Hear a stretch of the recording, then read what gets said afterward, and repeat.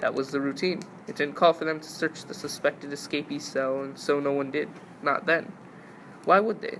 It was a case of what you see is what you get. It was a small square room, bars on the windowsill, and bars on the sliding door, rocks on the windowsill. And the poster, of course. It was Linda Ronstadt by then. The poster was right over his bunk. There had been a poster there in the exact same place for 26 years. And when someone, who was Warden Norton himself as it turned out, poetic justice if there was anybody looking behind it, they got one hell of a shock. But that didn't happen until 6:30 that night, almost 12 hours after Andy had been reported missing, probably 20 hours after he actually made his escape. Norton hit the roof. I have it on good authority, Chester, the trustee, who was waxing the hall floor in the Edmund wing that day. He didn't have polished any key plates with his ear.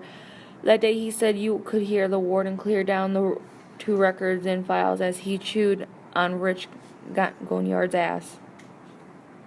What do you mean you're satisfied he's not in the prison satisfied he's not on the prison grounds? What does that mean? It means you didn't find him? You better find him.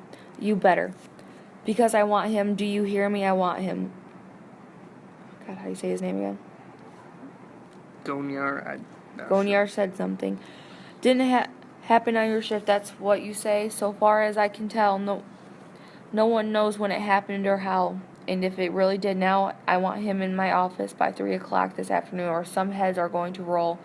I can promise you that, and I always keep my promises. Something else from Gonyard, something that seemed to provoke Norton to even a greater rage. No. Then look at this. Look at this. You recognize it? Last night's tally for cell block 5. Every prisoner accounted for. Dufresne was locked up last night at 9. It's impossible for him to be gone now. It's impossible. Now you and him. But at 3 that afternoon, Andy was still among the missing. Norton himself stormed down to cell block 5 a few hours later, where the rest of us had been locked up all that day.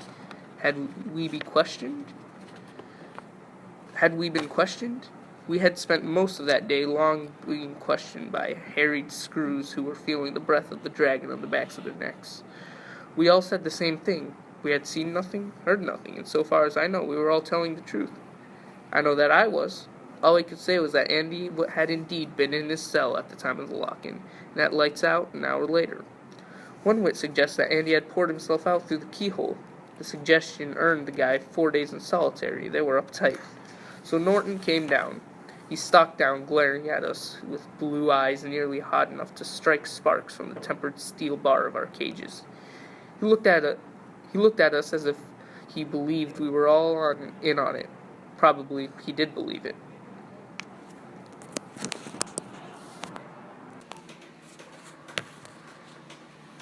He went into Andy's cell and looked around. It was just as Andy left it. The sheets on the bunk turned back, but without looking, slept in. Rocks on the windowsill, but not all of them. The ones he liked the best he took with him. Rocks, Norton hissed and swept them off the window ledge with a clatter. Gonyard, who was now on overtime once, but said nothing. Norton's eyes fell on the Linda Ronstadt poster. Linda was looking back over her shoulder, her hands tucked into her back pockets, a very tight pair of fawn-colored slacks. She was wearing a halter, and she had a deep Californian tan. It must have offended the hell out of Norton's Baptist sensibilities, that poster. Watching him glare at it, I remember that what Andy had once said about feeling he could almost step through the picture and be with a girl. In a very real way, that was exactly what he did, as Norton was only seconds from discovering wrenched thing. He grunted and ripped the poster from the wall with a single swipe of his hand and revealed a gaping, crumbled hole in the concrete behind it. Gonyard wouldn't go in. Norton ordered him. God, they must have heard Norton ordering Rich Gonyard to go in there all over the prison, and Gonyard just refused him point blank. "I'll have your job for this," Norton screamed. He was as hysterical as a woman having a hot flash. He was utterly blown his cool. His neck had turned a rich dark red, and two veins stood out throbbing on his forehead. You can count on it, you Frenchman. I'll have your job, and I'll see to it that you never get another one in any prison system in New England." Gonier silently held out his service pistol to Norton, but first, he had enough. He was then 2 hours overtime, going on 3, and he just had enough. It was as if Andy's defection from our happy little family had driven Norton right over the edge of some private irrationality that had been there for a long time. I don't know what the private irrationality might have been, of course, but I don't know what that. There were 26 cons listening to Norton's little dust-up. With Rich Gonier that evening at last, the light faded from the dull, late wintry sky. All of us hard-timers and long-riders who had seen the administrators come and go, and the hard-asses and the candy-asses alike. And we all knew that Warden Samuel Norton had just passed what the engineers like to call the breaking strain. Andy, by God, and by God, it almost seemed to me that somewhere I could hear Andy Dufresne laughing. Norton finally got a skinny drink of water on the night shift to go into the hole that had been behind Andy's poster of Linda Ronstadt. The skinny guard's name was Roy Tremont, and he was not exactly a ball fire in the brains department. Maybe he thought he was going to win a Bronze Star or something. As it turned out, it was fortunate that Norton got someone of Andy's approximate height and build to go in there. If they had sent a big-ass fellow, as most prison guards seem to be, the guy would have stuck in there as sure as God made green grass. And he might be there still.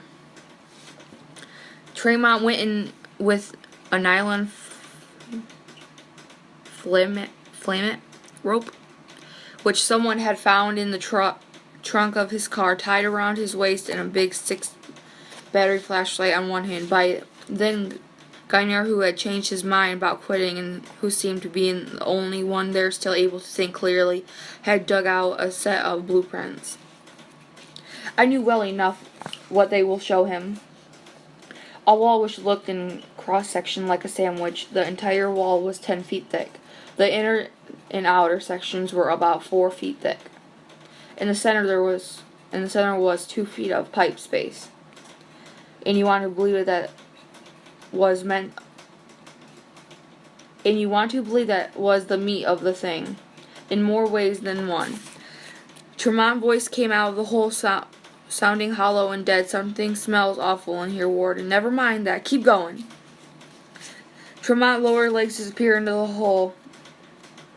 A moment later, his feet were gone too. His light flashed dimly back and forth. "Warden, it smells pretty damn bad." "Never mind, I said," Norton cried. Dolorously, I don't know.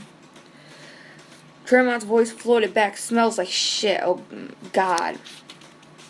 That's what it is. It's shit. Oh, my God. Let me out of here. I've got to blow my groceries out. Oh, shit.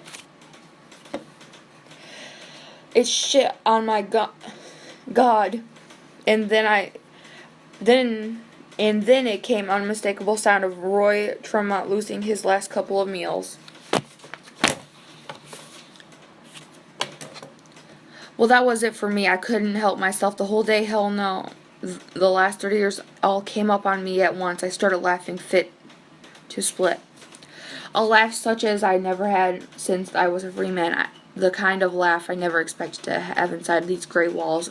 And oh dear God, didn't it feel good. "Get that out of here." Warden Norton was screaming, and I was laughing so hard I didn't know if he meant me or Tremont. I would just went on laughing and kicking my feet and holding onto my belly. I couldn't have stopped if Norton had threatened to shoot me dead bang on the spot. "Get him out." Well, friends and neighbors, I was the one who went straight down to solitary, and there I stayed for 15 days. A long shot. But every now and then I'd think about a poor old, not too bright Rory Tremont bellowing, "Oh shit, oh shit." And then I'd think about Andy Dufresne heading south in his own car, dressed in a nice suit, and I'd just laugh. I would just have to laugh. I did that 15 days in solitary, practically standing on my head. Maybe because half of me was with Andy Dufresne, and Andy Dufresne was who had waited in shit and came out clean on the other side, and Andy Dufresne headed for the Pacific. I heard the rest of what went on that night from half a dozen sources. There wasn't all that much anyway. I guess that Rory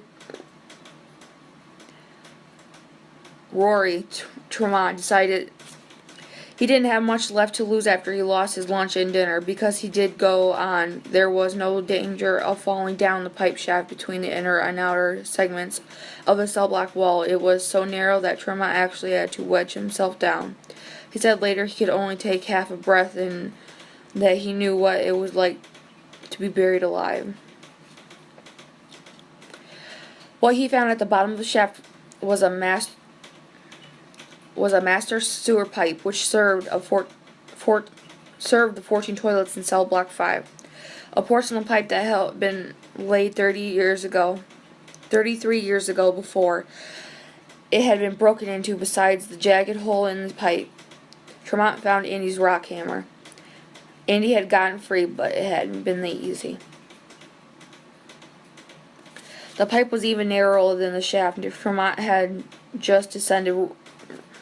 Rory Tremont didn't go in, and so far as I know, no one else did either. It must have been damn near unspeakable. A rat jumped out of the pipes as Tremont was examining the hole in the rock hammer, and he swore later that it was nearly as big as a cocker spaniel pup. He went back up to the crawl space to Andy's cell like a monkey on a stick. Andy had gone into that pipe. Maybe he knew that it emptied into the stream 500 yards beyond the prison of the marshy western side. I think he did. The prison blueprints were around, and Andy would have found a way to look at them. He was a methodological cuss. He would have known or found out that the sewer pipe running out of cell block 5 was the last one in Shawshank not hooked into the new waste treatment plant, and he would have known it was to do it by mid-1975 or do it never, because in August they were going to switch us over to the new waste treatment plant too. 500 yards, a length of 5 football fields. Just shy of a half a mile. He crawled that distance, maybe with one of those small pen lights in his hand, maybe with nothing but a couple of books of matches. He crawled through the file list that I either can't imagine or don't want to imagine.